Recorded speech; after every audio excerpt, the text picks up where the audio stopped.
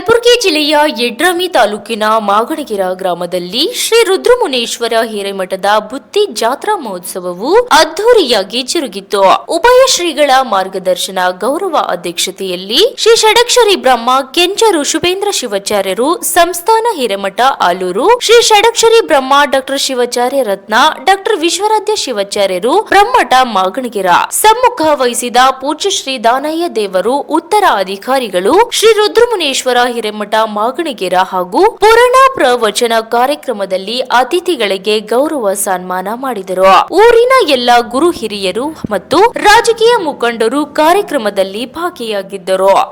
Bureau report Mahantesh Biradar Yadrami. ಸಾಮಾನ್ಯ ಮನುಷ್ಯನಿಗೆ ಒದಗಿದಪ್ಪ ಅಂತಂದ್ರೆ ಅದಕ್ಕೆ ಮುಖ್ಯ ಕಾರಣ ನಾವು ಸಹ ರಾಜ ಮಹಾರಾಜರ ರೀತಿಯಲ್ಲಿ ಬದುಕ್ತಾ ಇದ್ದೀವಿ. ನಾವೆಲ್ಲ ಬೆವರು ಸುರಿಸೋದನ್ನ ಮರ್ತಿದ್ದೀವಿ.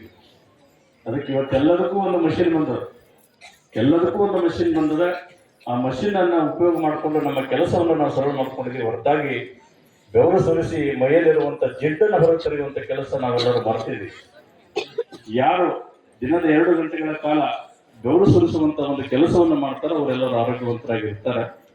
ಯಾರು ಬೆವರು ಸುರಿಸೋದನ್ನ ಮರೆತು ಎಸಿಯಲ್ಲಿ ಕುಂತು ಕೆಲಸ ಮಾಡ್ತೀವಿ ಅವರೆಲ್ಲರೂ ನಾವು ಅನಾರೋಗ್ಯ ಪೀಡಿತರಾಗ್ತಾ ಇದ್ದೀವಿ.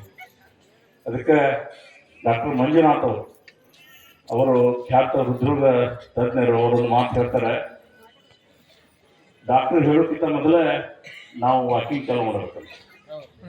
ಗಂಡ ಹೆಂಡತಿ ಕೂಡಿ ಮುಂಜಾನೆ ಎದ್ದು ವಾಕಿಂಗ್ ಹೊಂಟೇವು ಅಂದ್ರೆ ಅದಕ್ಕೆ ಡಾರ್ಲಿಂಗ್ ವಾಕ್ ಆಗ್ತದೆ. ಮತ್ತು BP ಶುಗರ್ ಬಂದ ಮೇಲೆ ಡಾಕ್ಟರ್ ಹತ್ರ ಹೋಗಿ ಅವ್ರು ವಾರ್ನಿಂಗ್ ಮಾಡಿಲ್ಲ, ನೀವು ವಾಕಿಂಗ್ ಮಾಡಿಲ್ಲ ಅಂದ್ರೆ ನೀವು 1 ವರ್ಷ 2 ವರ್ಷನಾಗ ಹೋಗ್ತಿ ಅಂತ ಹೇಳ್ತಾರಲ್ಲ, ಅದಕ್ಕೆ ವಾರ್ನಿಂಗ್ ವಾಕ್. ಅದಕ್ಕೆ ವಾರ್ನಿಂಗ್ ಬರೋಕ್ಕಿಂತ ಮೊದಲನೇ ನಾವು ಏನಾದರೂ ಒಂದು ಕೆಲಸ ಮಾಡಿ ಬೆವರು ಸುರಿಸುವಂತ ಒಂದು ಕೆಲಸ ನಾವು ಮಾಡಬೇಕಾಗ್ತದೆ. ಅದಕ್ಕೆ ಬಹಳಷ್ಟು ಹಳ್ಳಿಗಳಲ್ಲಿ ಇವತ್ತು ಆಹಾರ ಪದ್ಧತಿ ಬಹಳಷ್ಟು ಬದಲಾವಣೆ ಆಗ್ತದೆ. ನಮ್ಮ